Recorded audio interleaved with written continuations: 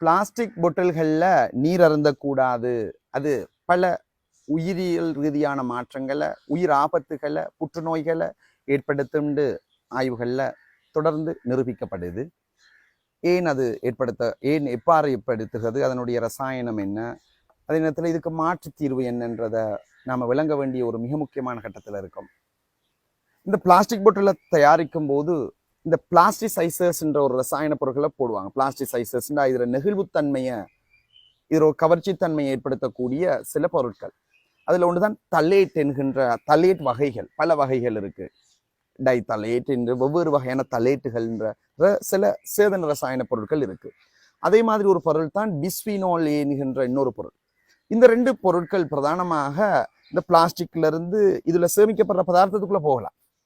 போய் நீருக்குள்ள தேங்காய் எண்ணெய் சேமிச்சால் அதுக்குள்ள போய் அது உணவினூடாக நீரூடாக உடம்புக்குள்ள போய் உடம்புல இருக்கிற களத்துக்குள்ள போய் அங்க இருக்கிற பரம்பரை அலகுகள்ல விகாரத்தை ஏற்படுத்தி புற்று நோயாக்கிகளாக அவை தொழிற்படலாம். இது ஆதாரபூர்வமாக நிரூபிக்கப்பட்டிருக்கு.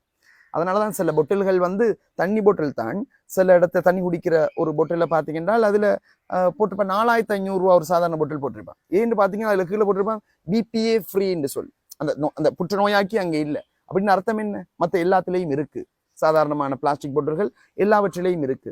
அவை இப்போ இன்னொரு ஆய்வு சொல்லுது, இந்த பிளாஸ்டிக் பொட்டில் சேமிக்கப்பட்ட நீர்ல 1 லிட்டர் எடுத்தீங்கன்னா 2,40,000 நானோ பிளாஸ்டிக் துகள்கள் இருப்பதாக, அவ்வளவும் உடலுக்குள்ள போவதாக சொல்லப்படுது. அது யூரினாகலேயோ மலத்தாலேயோ வெளியிடப்பதற்கான வாய்ப்பு இல்லை. அப்ப அது உடம்புல எங்க போய் சேருது? அது ஒவ்வொரு களத்திலையும் என்ன பாதிப்பு ஏற்படுத்துது தெரியாது. 1950 தான் இது உருவாக்கப்பட்டது. நம்மட காலப்பகுதி, நம்மட இடங்கள்ல 20 வருஷத்துக்குள்ளதான் இது வந்திருக்கு. இதனால ஏற்படுற நீண்டகால விளைவுகள் தெரியாது. ஆகவே இது நம்மளுக்கு தெரியும், அதிகரித்து வருகின்ற கேன்சரை நம்ம அவதானிக்கிறோம். இதுவும் ஒரு காரணமாக இருக்கலாம் என்பது ஒரு விஞ்ஞான பூதியாகவும் ஒரு நிரூபிக்கப்பட்ட ஒரு உண்மை. அவை இதிலிருந்து நாம தவிர்த்து கொள்ளணும் என்று சொன்னால் மாற்று தீர்வுகள் நாம இயற்கையான சில விடயங்கள்ல ஒரு மண் பாத்திரம் இவ்வாறான பொட்டல்கள் இப்போ நம்ம கிடைக்கக்கூடியதா இருக்கு. இதோட ஒப்பிடக்குள்ள பாதிப்பு குறைவானது, மிகவும் நன்றாக குறைவானது, நன்ற குளிர்மையாக காணப்படும். இதுக்கு ஃப்ரிட்ஜ் ஒன்று தேவையில்லை. ஸோ இது ஒப்பிட்டு ரீதியில இது லாபகரமானது தான். ஆனா உடையக்கூடியது. இது உடையாதுன்றதுக்காக நம்ம பயன்படுத்துறோம். அவை இது உடையக்கூடியது. ஆனா அதுக்காக வேண்டிய இதோட லாபம் கூட. உயிர் ஆபத்து இல்லை, இதுல கேன்சர் ஏற்படுற வாய்ப்பு இல்லை. அல்லது இவ்வாறு கண்ணாடியான பொட்டல்கள், இவையும் பாதிப்புகள் குறைவு.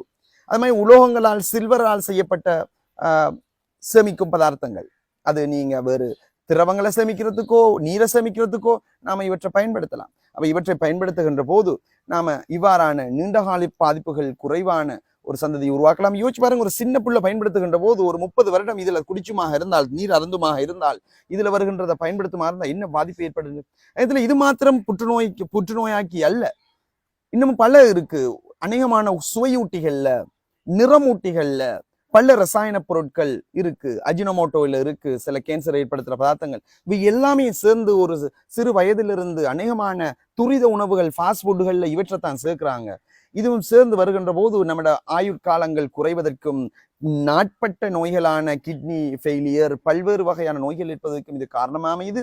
இது ஆய்வுகள் இப்ப நம்ம நாட்டுகள்ல 20 வருஷம் தான், 60 வருஷத்துல இதனால பாதிப்பு என்னன்றது ஆய்வுகள் நடத்தப்படல. அந்த நேரத்துல சொல்லுவாங்க இதை தடை செய்வாங்க, ஆனா அது டூ லேட்டாக இருக்கும். இப்படித்தான் புகைத்தலுக்கு நடந்துச்சு.